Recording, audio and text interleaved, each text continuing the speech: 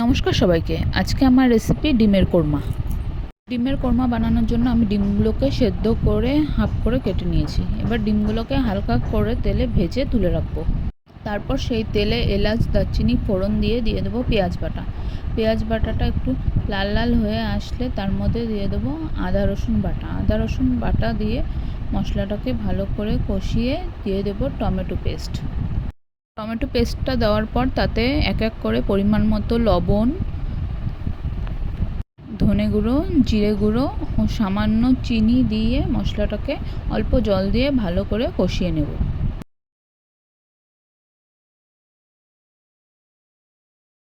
মশলাটা কষানো হয়ে গেলে তার মধ্যে দিয়ে দেব কাজু বাদাম বাটা।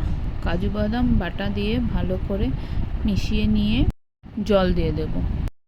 জলের মধ্যে কয়েকটা কাঁচা লঙ্কাও চিড়ে দিয়ে দিয়েছি আমি। এবার ঝোলটা ফুটে এলে টুকরো করে রাখা ডিমগুলো ও বেরেস্তা দিয়ে ভালো করে ফুটিয়ে নিয়ে ঘি দিয়ে নামিয়ে নিলেই তৈরি ডিমের কোরমা। ভিডিওটি ভালো লেগে থাকলে লাইক, কমেন্ট, সাবস্ক্রাইব করে পাশে থাকবেন। ধন্যবাদ।